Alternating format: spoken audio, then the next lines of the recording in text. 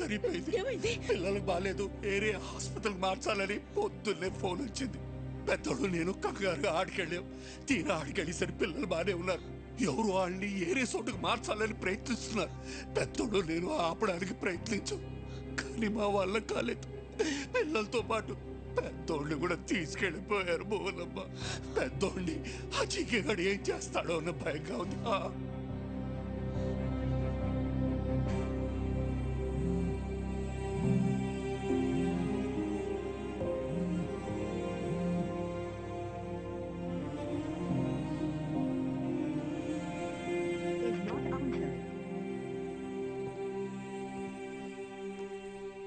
ఏంటి missed calls ఉన్నాయి? వదినా, ఈరోజు కోర్టులో మీ అన్నయ్య కేసు హియరింగ్ ఉంది. Final hearing. నీ అవసరం ఉంది.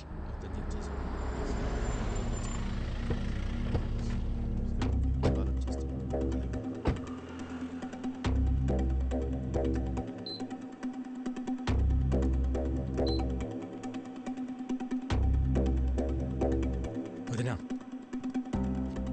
ఇక్కడికి ఎందుకు తీసుకొచ్చావు? అన్నయ్యకి ఏమైంది? అదంతా నీకు తర్వాత చెప్తా.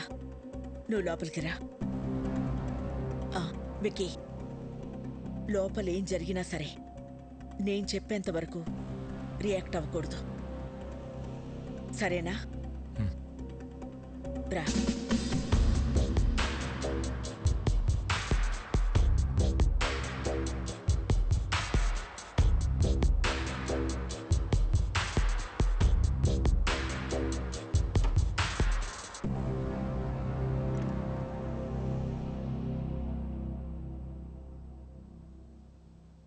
పాపారావు, మా ఆయన ఎక్కడున్నారు?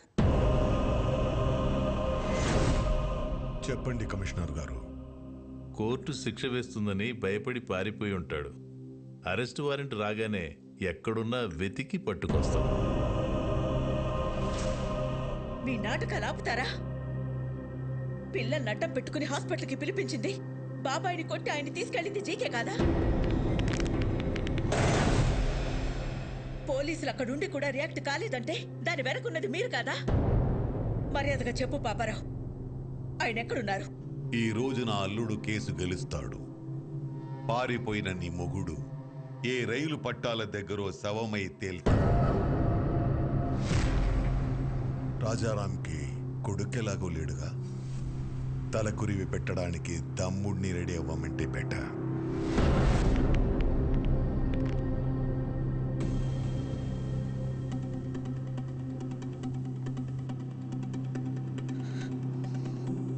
నువ్వేం చేస్తావో ఎలా చేస్తావో నాకు తెలీదు.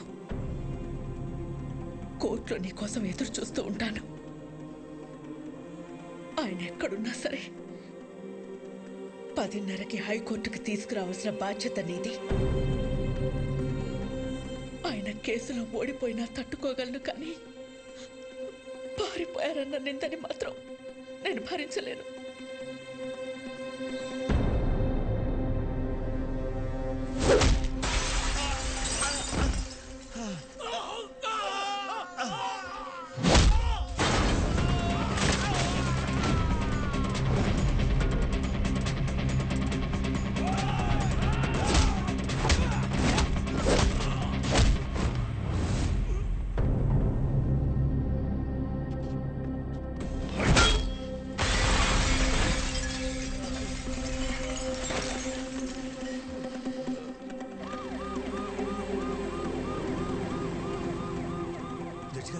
జడ్జి గారు వచ్చేసారమ్మా.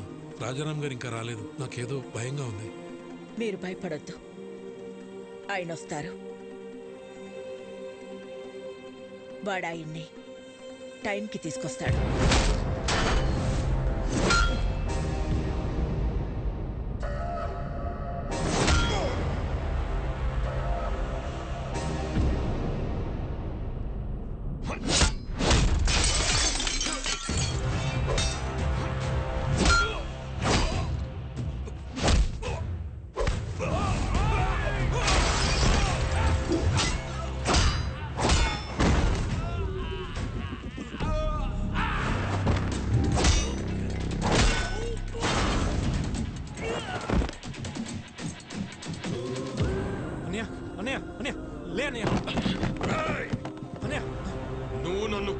ఒక్కొక్క దెబ్బకి ఇక్కడ ఒక్కొక్క ప్రాణం తీస్తా.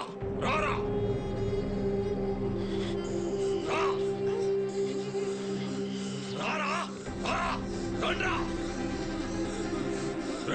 ఒక్కరిని కూడా వదలను. రా ఏసేండ్రా వాడిని.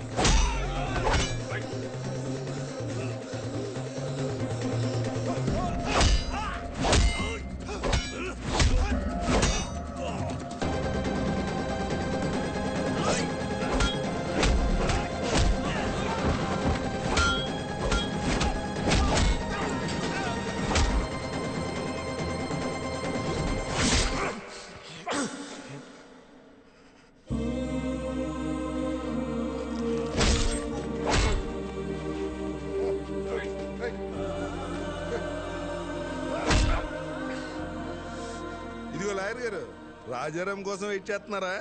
ఎందుకండి టైం వేస్ట్? హలో మేడం, పారిపోయినాడు ఎక్కడి నుంచి వస్తాడు? వీళ్ళు ఓవర్ యాక్షన్ లాయర్. ఇప్పుడు కాపాడరా పిల్లల్ని, నీ అన్నయ్యని. నా ప్లాన్స్ కి ఎన్నిసార్లు ఎదురు దెబ్బ కొట్టావురా? మీ అన్న ఇంటి మీదకు బీహారులను పంపిస్తే వాళ్ళని పరిగెత్తించి కొట్టావు.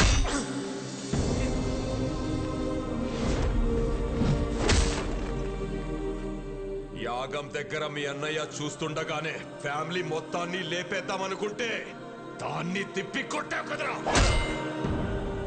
నీ చావు ఎటువైపు నుంచి వస్తుందో నీకు తెలియదు. నేనుండగా మా అన్నయ్య ఫ్యామిలీలో ఒక్క చిరునవ్వు కూడా దూరం కానివ్వను అని నాతో ఛాలెంజ్ చేసి ఆపేసిన పెళ్లిని దగ్గరుండి చేశావు. వాళ్ళు 2 రోజులు ఎంగేజ్మెంట్ పెట్టుకోమని ఫోన్ చేశారు. ఆ ముఖర్జీని పిలిపించి బయల్రాజుని వేసినప్పుడు దొరికిందిరా మీ అన్నదమ్ముల మధ్య ఉన్న వీకెస్ట్ పాయింట్.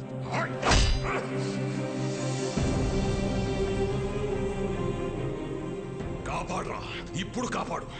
మీ అన్నని కాపాడడానికి వచ్చావు కదరా, ఇప్పుడు నిన్నెవడు కాపాడతాడ్రా?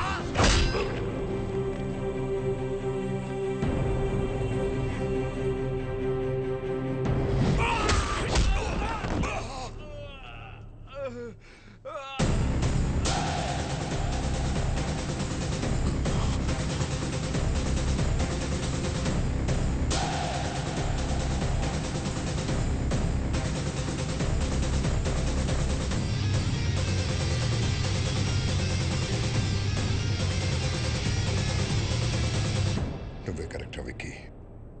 మోసం చేయడానికి వచ్చినోడికి మంచితనం గురించి, యుద్ధం చేయడానికి వచ్చినోడికి ధర్మం గురించి చెప్పకూడదు.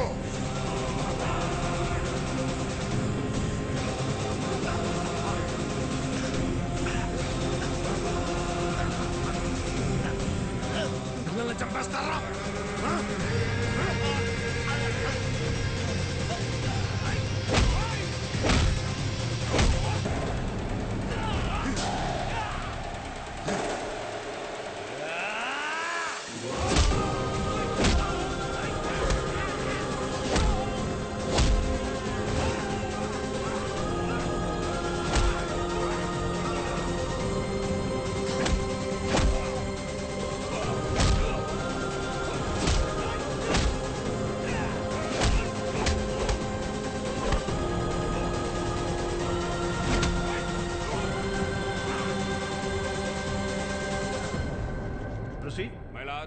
ఈ రోజు కోర్టులో ఫైనల్ హీరింగ్ ఉందని తెలిసి కూడా కోర్టుకు రాలేదంటే తనకు శిక్ష పడుతుందని భయపడిన రాజారాం ఈ రాష్ట్రాన్ని కాదు ఈ దేశాన్ని వదిలి పారిపోవడానికి ప్రయత్నం చేస్తున్నాడు. హలో, రాజారాం ఇంకా రాడమ్మా, పారిపోయాడు. ఇంకా నువ్వు బ్రేకింగ్ న్యూస్ ఇచ్చుకో.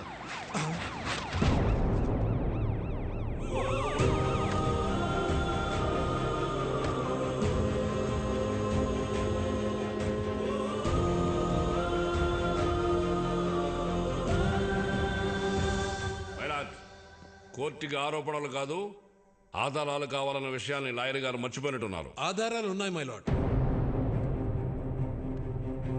దానికి సంబంధించిన సాక్ష్యాధారాలన్నీ ఇందులో ఉన్నాయి. నా పేరు బయలురాజ్ సార్. జీకే గారు ఇచ్చిన డబ్బులకి ఆశపడి అనాథాశ్రమంకి వెళ్ళే ఫుడ్లో విషయం కలిపింది నేనే సార్. పాపం రాజారాం గారికి ఏం తెలియదండి. ఇదే నా మరణ వాంగ్మూలం కింద తీసుకోండి సార్.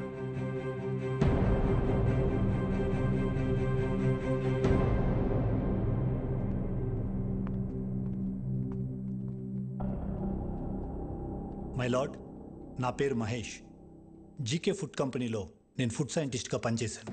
ఆ ప్రాసెసింగ్ యూనిట్ నుంచి వచ్చే ప్రతి ఒక్క ప్రోడక్ట్ కల్తీయే. ఆ ఫుడ్ ప్రోడక్ట్స్లో కలుపుతున్న కలరింగ్ ఏజెంట్ కూడా కల్తీ. వీటన్నిటి గురించి నేను ఒక రిపోర్ట్ తయారు చేసి ల్యాబ్కు టెస్టింగ్కి పంపిస్తే ఆ రిపోర్ట్స్ను కూడా మ్యానిపులేట్ చేశారు. వాళ్ళని వీళ్ళే బెదిరించి కంట్రోల్ చేస్తున్నారు మై లార్డ్. అంతేకాకుండా నన్ను నా ఫ్యామిలీని చంపుతామని బెదిరించారు మై లార్డ్. మై లార్డ్, ఇదంతా నా ప్రాపర్టీ కాపాడుకోవడం కోసం, షేర్ వాల్యూ పెంచుకోవడం కోసం, నా బ్రాండ్ ఇమేజ్ పెంచుకోవడం కోసం చేయట్లేదు. మన కోసం, మన పిల్లల కోసం, రాబోయే జనరేషన్ కోసం ఈ ఫైట్ చేస్తున్నాను. నాకు అలా అనిపించట్లేదు రానారు. ఈ రాజారాం గారు తన కాంపిటీటర్స్ అయిన జీకే గారి మీద పర్సనల్ రెవెంజ్ తీర్చుకుంటున్నట్టుంది. ఏంటి సార్ పర్సనల్? జీకే ఫుడ్స్ తిన్నందుకు 100 మంది పిల్లలు క్యాన్సర్ బారిన పట్టడం పర్సనలా, లేక ప్రశ్నించడం పర్సనలా? మిస్టర్, మీరేమైనా చెప్పాలనుకుంటే బోన్లోకి వచ్చి చెప్పండి. My lord, what we eat is what we are. మనం ఏం తింటామో అదే మనం. ఇవాళ తల్లికి పాలు పట్టడానికి మెడిసిన్స్ ఇవ్వడం దగ్గర నుంచి, పిల్లలు చాలా ఇష్టంగా తినే బిస్కెట్స్, చాక్లెట్ సిరప్స్ నుంచి పిజ్జాస్, బర్గర్స్ వరకు కల్తీ అంత ధైర్యంగా చేస్తున్నా తెలుసా sir? Nature identical flavour, substance, thickness, preservatives, ఎమల్సిఫైర్స్ అని చిన్న చిన్న అక్షరాలతో వాటికి సంబంధించిన నెంబర్స్తో సహా ప్రింట్ చేసి మరీ అమ్ముతున్నారు సార్. ఈ ప్యాకేజ్డ్ ఫుడ్, ఫాస్ట్ ఫుడ్ తినటం వల్ల మన ఒంట్లో బ్లడ్ కాదు సార్, కెమికల్స్ రన్ అవుతున్నాయి. జనాల ప్రాణాలతో ఆడుకునే ప్రతి కంపెనీ మూతపడేలా, కల్తీ చేస్తే మరణశిక్ష పడుతుందని భయం వచ్చేలా గవర్నమెంట్ చట్టం తీసుకురావాలి సార్. లేకపోతే ఈ దేశంలో యువతరం మన కళ్ళ ముందే ముసల్దైపోతుంది.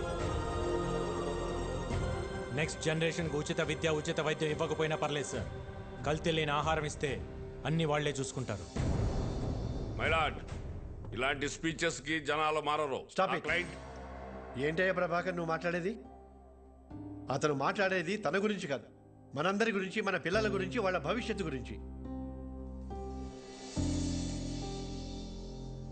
నువ్వు రోజు కేసులు గెలిచి ఇంటికి డబ్బులు తీసుకెళ్తావు కదా, ఈ కేసు గెలిస్తే ఇంటికి తీసుకెళ్లేది డబ్బులు కాదు, జబ్బులు.